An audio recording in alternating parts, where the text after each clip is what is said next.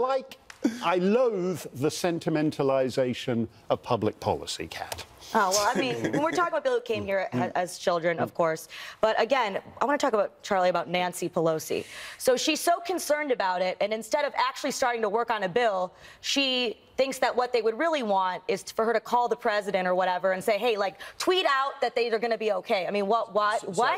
I think this is the genius of President Trump. I think he only tweeted that because he knew that B-roll of Nancy Pelosi was going to be shown for the next 2 days. And every time Nancy Pelosi's on cable TV, his approval ratings continue to skyrocket. Like, the more she keeps talking, I keep doing better. Also, so you're a dreamer too, then. Yeah, exactly. all kidding aside, look, I mean, the president here, I think, did the right decision to not act on DACA. I believe it's unconstitutional. It was done by executive fiat under President Obama in 2012. But look, is Congress really going to do anything about this? Absolutely not. I mean, they can't even, get together, to rate. Well, actually, they can get together to agree to borrow $1 trillion. That's about all they can agree on now. Great job, guys.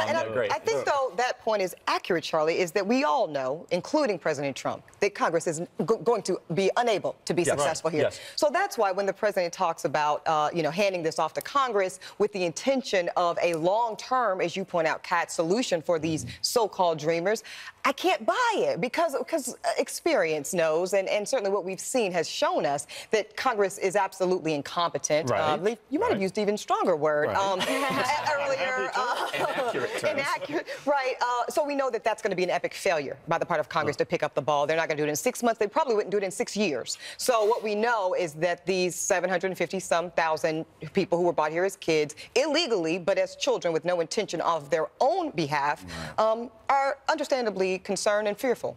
You know what is interesting because it feels like it's 2016 all over again, and this time Hillary Clinton won. Like the Democrats are taking credit for all the potential legislative action.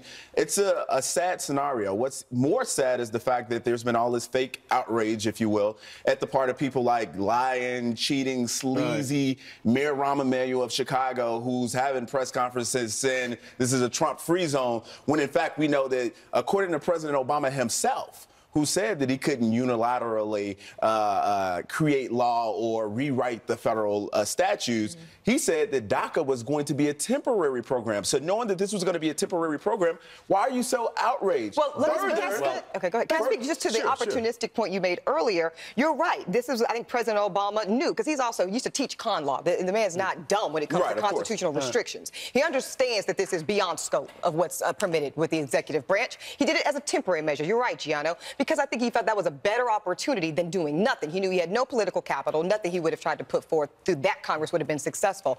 But this is where President Trump, again, if we're going back to old tweets and old things, 2012, talked about as a civilian, he would have compassion for these people. Yeah, but Ebony, I mean... But the compassion is the 6 months, though. Yeah, I would argue that's compassion. That's true compassion. In practical terms, it makes no difference. We're having a constitutional argument about whether it's the president or the legislature who has the right to surrender to mass law-breaking that nobody does anything about. The Supreme Court has issued, and of course we got a lawyer on the panel. The president has broad authority to who to let in the country and who out, who leaves, whatever that is. But Congress has the ultimate authority in terms of immigration.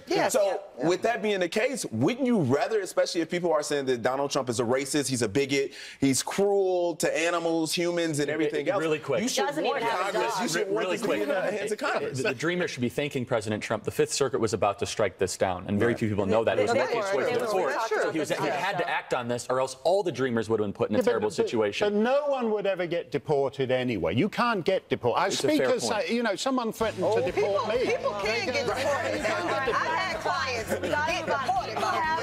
deported. People have been deported before. Okay, straight ahead, the latest on Hurricane Irma's path and the dire threat to Florida.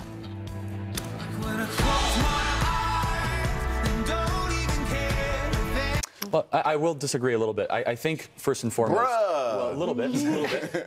Some people mislabel Steve Bannon in a lot of different ways, being a white supremacist and a racist. Is that a mislabel, though, Charlie? I believe it is, and I've gotten to know, Steve over the years. But do you understand why, based off some of the facts and some of the statements and some of the headlines that are on Breitbart? Okay, respectfully, what facts would you say?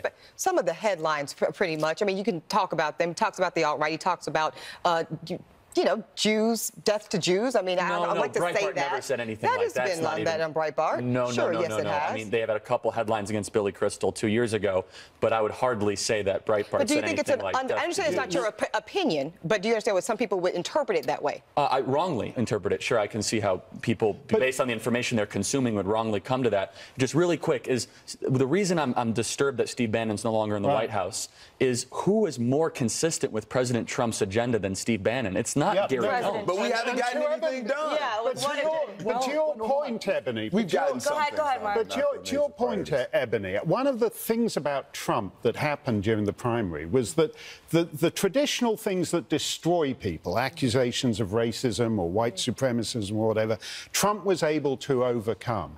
And Bannon was an important part of the fact that he could overcome political correctness. So when Bannon bites the dust, that tells you something about Trump's powers. See, I don't think that Bannon bit the dust. Maybe I'm just seeing it different. I think I take him at his word that he's going to be a fierce, staunch advocate for this president outside the White House. I think he'll probably be able to be more effective because I think the tensions internally were just really making him ineffective. So if you want to say he's a good protector of the president, I don't disagree with that. Sure. I think he could be more effective on the outside. It's becoming too normal a White House. All the crazy people, the Bannons. Since when? What are you talking about? I loved all the Bannon hates Priebus, Priebus hates Scaramucci. It's entertaining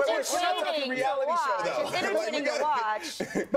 But it's what you were saying, Jano, that in America you have professional backroom boys who are all in the front window, like showing off, like, you know. That's what you were doing last night, too. Strippers advertising their wares. The one thing is, you said he became a distraction. Whoa, he only Bannon's gave a one. He was a very big distraction. He only did one interview throughout his entire time in the White House. No, actually, he did 2 interviews. He did a CPAC interview publicly, he was and a very then big in his distraction. last week Anytime after he the submitted his conversation letter is of about resignation. an individual that's working in your White House versus the president's agenda, Was that that's a because distraction. of him or because of people that saw him as a That's lefty? a distinction It without a looks like difference. we're going to have to It was continue just this his president conversation at a later date because we have to say goodbye to our specialists. So sorry.